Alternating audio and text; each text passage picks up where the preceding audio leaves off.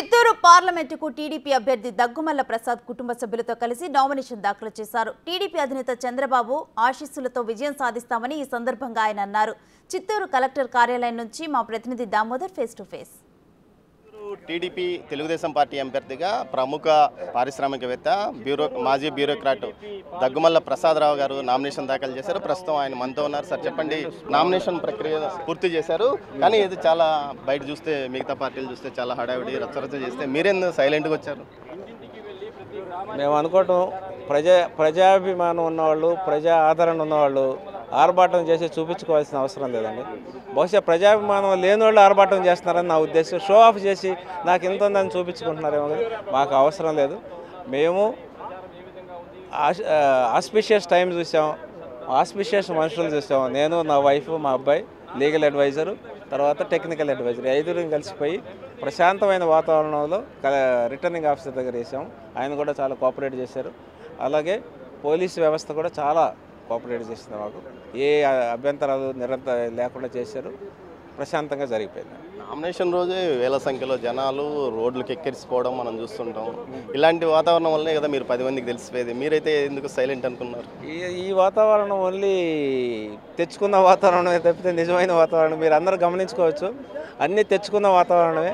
మీరు చూస్తూ ఉండండి, వాళ్ళందరికీ భోజనాలు పెట్టడం అదంతా నడుస్తూ ఉంటుంది బజార్ మీద. ఆ తెచ్చుకున్న వాతావరణం మాకు వద్దని, నిజమైన ప్రజాభిప్రాయం ఉన్న ప్రజాదరణ ఉన్నవాళ్ళు ఓటింగ్లో చూపిస్తారు. మీరు చూస్తారు తెలుగుదేశం ప్రభుత్వం గెలవబోతుంది. మీరు చూస్తారు 7 సెగ్మెంట్లు గెలవబోతుంది. ఎంపీ అభ్యర్థి కూడా ఇక్కడ గెలవబోతున్నాడు. రాష్ట్రం మొత్తం కూడా ఇదే జరగబోతుంది. ఈ జన సమీకరణ జనాన్ని చూపించినందువల్ల ఏమవ్వదండి. కాబట్టి మీరు దాన్ని మా ద్వారా తెలియజేయండి. ఈ రోజుల నుంచి నియోజకవర్గంలో సుడిగాలి పర్యటన 7 నియోజకవర్గాల్లో ఎలా ఉంది? నియోజకవర్గ వ్యాప్తంగా మీ పార్టీ కానీ మీకు వ్యక్తిగతంగా ఎలాంటి అనుభవం వచ్చింది? చాలా బాగుందండి.